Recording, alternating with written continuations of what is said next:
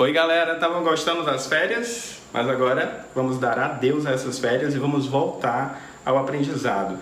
Hoje nós iniciamos as atividades, as aulas que serão realizadas de maneira online e nessa primeira aula vamos falar de um assunto que vocês já viram aí, figuras de linguagem. Vamos revisar as principais figuras de linguagens, aquelas que já foram enviadas por meio do TD e que serão trabalhadas da seguinte maneira. Nesta aula, nós vamos fazer a explicação de todo o conteúdo, em seguida realizaremos uma atividade e, posteriormente, vamos fazer uma sondagem para verificar se o aprendizado realmente aconteceu. Tudo bem? Então vamos iniciar com a metáfora.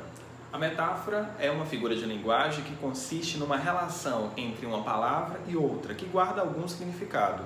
E o interlocutor é o responsável por perceber a relação de significado entre uma palavra e outra. Parece difícil, não é? Mas eu vou dar um exemplo e você vai entender direitinho. Se a metáfora é uma comparação, ela compara um elemento a outro. Observe esse exemplo. Minha mãe é uma onça. É claro que a sua mãe não é uma onça, mas você quer dizer que a sua mãe é brava, né? Que a sua mãe, quando passa por alguma situação que ela não gosta, fica bem nervosa, bem chateada. Então, você diz, minha mãe é uma onça. São elementos diferentes, que têm naturezas diferentes, mãe e onça, mas estão sendo comparados. E essa comparação é direta. Então, a metáfora é essa relação de comparação entre um elemento e outro, que guarda aí alguma semelhança. É uma comparação que fica subentendida. Se você ainda não entendeu, um outro exemplo vai deixar tudo muito mais claro. A rua está um deserto. Se você diz que a rua está um deserto, você nota que existem naturezas diferentes, a rua e deserto. Mas quando você escuta alguém dizendo a rua está um deserto, certamente você compreende que a pessoa quer dizer que a rua está vazia. E isso não desperta em você nenhuma dificuldade de compreensão. É simples. A rua está um deserto traz alguma relação da ideia de deserto, ou seja, a ideia de que não há ninguém ali. E você consegue atingir o significado de que a rua está vazia. No poema A Namorada, de Manuel de Barros, existe uma metáfora. Veja bem, havia um muro alto entre nossas casas, difícil de mandar recado para ela. Não havia e-mail, o pai era uma onça. A gente amarrava o bilhete numa pedra presa por um cordão. Perceberam? Ele utiliza a seguinte expressão, o pai era uma onça. Qual será o significado dessa expressão? Por que você entende? Comentem aí. Se você conseguiu compreender a metáfora presente na expressão o pai era uma onça, é porque existe uma natureza que você conhece da expressão onça. A onça não parece nem um pouco mansa. Parece algo mais agressivo, que dá medo. Talvez o namorado também tenha ficado com bastante medo nesse momento. Aí sempre surge uma dúvida. Quando é que eu vou chamar de comparação e quando eu vou chamar de metáfora? A metáfora é uma comparação mais direta. E a comparação acontece quando existe um elemento que liga um termo a outro, uma expressão a outra, uma palavra a outra. Por exemplo, em minha mãe é como a onça, nós temos uma comparação só pela existência do termo como, que faz a ligação entre mãe e onça. Se fosse assim, minha mãe é uma onça, nós temos então uma metáfora. Vamos ver um outro exemplo. O amor é fogo. Metáfora. O amor é como um fogo. Comparação. A vida é bela. Metáfora. A vida é igual a um oceano. Comparação. Já que temos aí a expressão igual, que liga um elemento a outro. A segunda figura de linguagem que nós vamos estudar é a hipérbole. Eu adoro essa figura que é utilizada quando nós queremos ampliar os significados, passar uma ideia exagerada. Isso acontece muito entre nós nordestinos, porque queremos ampliar essa significação, passar uma ideia bem maior do que de fato ela é, do que ela representa. Por exemplo, você já deve ter escutado: estou morrendo de fome. Certamente a pessoa não está à beira da morte por conta da fome, mas ela quer ampliar, quer exagerar, certo?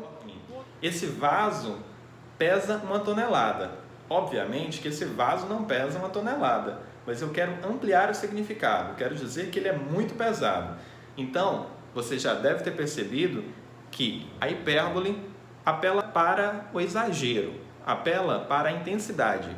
Quando você perceber que uma expressão está sendo metaforizada, ou seja, ela não tem um sentido real e amplia o significado para dar uma ideia de exagero, você estará então diante de uma hipérbole. A saída da quarentena está demorando um tempão, não é? Está demorando 300 anos. É um exagero. Hipérbole. E se existe o exagero, também há suavização. A suavização acontece quando nós utilizamos a terceira figura de linguagem que nós vamos estudar hoje, chamada eufemismo. Eufemismo consiste na suavização de uma ideia, tentando deixá-la mais leve, mais simples, mais suave, para que o interlocutor, ou seja, o ouvinte, consiga compreender a mensagem de uma maneira mais tranquila ou menos agressiva. Um dos assuntos mais difíceis para falar é sobre morte. Imagina você tendo que contar para alguém que um parente, um familiar morreu. Para tentar suavizar essa ideia, você diz: ele passou dessa para uma melhor. Você está suavizando a ideia de morte. E existem várias possibilidades de suavizar por meio de usos dos eufemismos. Você pode dizer também: ele está sentado à direita de Deus Pai Todo-Poderoso, ele está junto a Deus, ele foi para um lugar muito melhor do que aqui. Então existem várias formas de você dizer que uma pessoa morreu de maneira mais suave, mais delicada. Você pode dizer: olha, está num lugar melhor, agora está próximo a Deus, está deitado no braço de Deus. E existem maneiras que não são nem um pouco suaves e que não são eufemismos, por isso tome cuidado. Se você dizer: João bateu as botas, você não está utilizando uma linguagem suave, você não está utilizando, neste caso, um eufemismo. Será eufemismo quando a linguagem estiver demonstrando uma certa suavidade. Mário Quintana, certa vez, utilizou a expressão verdades que esqueceram de acontecer. O que ele quer dizer é que são mentiras, mas é uma maneira mais suave. Aliás, existe uma expressão muito utilizada pelos políticos quando eles querem dizer que alguém está mentindo. Eles dizem: o senhor está faltando com a verdade. Ou seja, estão suavizando a ideia de mentira, para não dizer que o político, na verdade, é bem mentiroso. A nossa próxima figura de linguagem é chamada ironia. A ironia é muito utilizada por todos e é uma forma de dizer o contrário do que se pensa ou o contrário do que exatamente é. Ou seja, mudar o sentido, deslocar aquilo que é real. Um exemplo disso: o professor Wesley é muito gordo.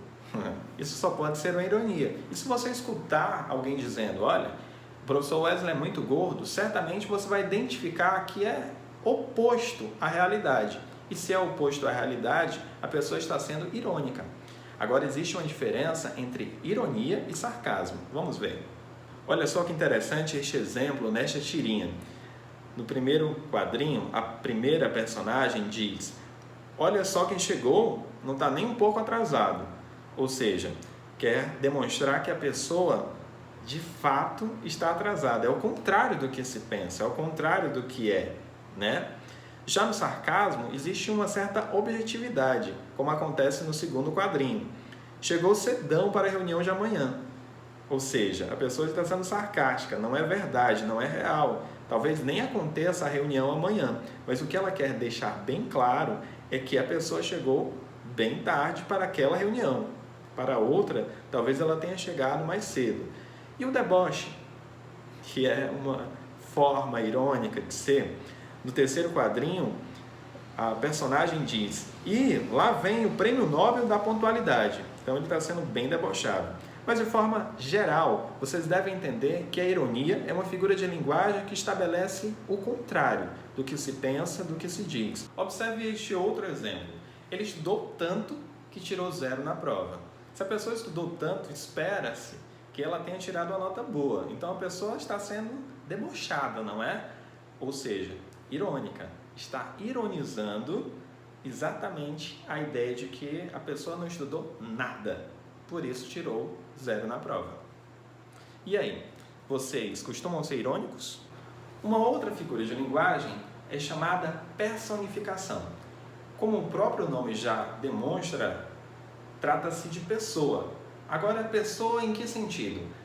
A personificação consiste em atribuir características humanas a seres inanimados, como acontece no poema Recordação da escritora Cecília Meirelles. Vamos ouvir. Agora, o cheiro áspero das flores leva-me os olhos por dentro de suas pétalas. Eram assim teus cabelos, tuas pestanas eram assim, finas e curvas. As pedras, limosas, por onde a tarde ia aderindo, tinham a mesma exalação de água secreta, de talos molhados, de pólen, de sepulcro e de ressurreição. E as borboletas sem voz dançavam assim veludosamente. Observem que neste poema foram atribuídas características humanas à borboleta. Borboleta sem voz. Mas borboleta não tem voz, porque essa característica é propriamente humana. E a outra é a expressão dançavam. Quando se utiliza a expressão as borboletas dançavam, temos aí uma ideia de que elas estavam se movimentando. E essa ideia foi construída a partir de uma característica humana, dançar. Um exemplo também bem legal é quando nós dizemos a chave abriu a porta. A chave não tem capacidade de abrir uma porta. Quem abriu foi um humano, foi você. Mas você diz que a chave abriu a porta porque está utilizando uma personificação. Você traz características humanas para um ser que é inanimado, que não tem capacidade de desenvolver essa ação. Tudo bem até aqui? Caso ainda tenha alguma dúvida, não deixe de estudar pelos cards, pelos TDs e também perguntar. É a melhor forma de fazer com que o aprendizado seja de fato completo, certo? Então vamos para a última figura de linguagem estudada hoje. Vale lembrar que existem muitas figuras de linguagem, que nós estamos estudando as principais, aquelas que são muito comentadas em vestibulares, em IFCE, em outros concursos, sejam provas regulares pelo país e que são as mais utilizadas também por nós no dia a dia. Certamente vocês devem ter identificado muitas dessas figuras de linguagem que vocês utilizam. E vamos para a nossa última figura de linguagem, a metonímia.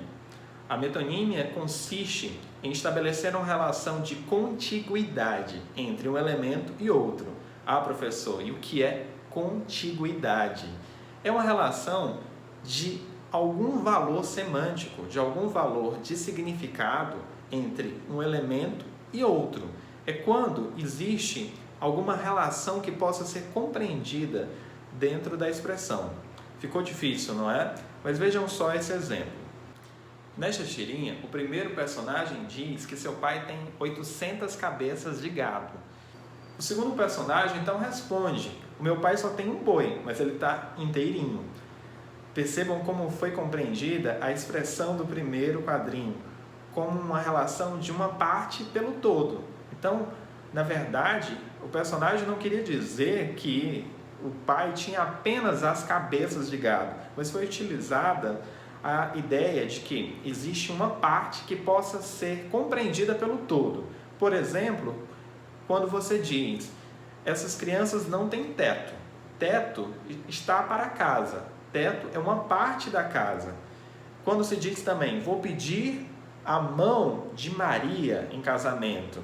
Na verdade, o que se quer dizer é que você vai pedir alguém em casamento. Mas se estabelece a relação de parte, no caso a mão, muito provavelmente devido ao uso de alianças, para se construir uma ideia de um todo. Essa é a metonímia. E existem várias maneiras de se construir metonímias. Você pode, por exemplo, trocar o autor pela obra. Leia o Chico Buarque. Você, na verdade, lê os livros do Chico Buarque. Você também pode trocar o continente pelo conteúdo e dizer que bebeu 2 xícaras de café. Na verdade, você bebeu o café e não a xícara. Quando existe essa troca de um elemento por outro, por existir uma relação de significado entre uma e outra, você está diante, portanto, de uma metonímia. Agora vamos revisar o conteúdo desta aula. Nós aprendemos hoje as seguintes figuras de linguagem: a metáfora, a comparação, a hipérbole, o eufemismo, a ironia, a personificação e a metonímia. Se você ainda tem alguma dúvida sobre essas figuras de linguagem, não deixe de comentar, não deixe de analisar os cards e de observar a aula pausadamente, fazer suas anotações que certamente você vai compreender, certo? Um abraço e até mais!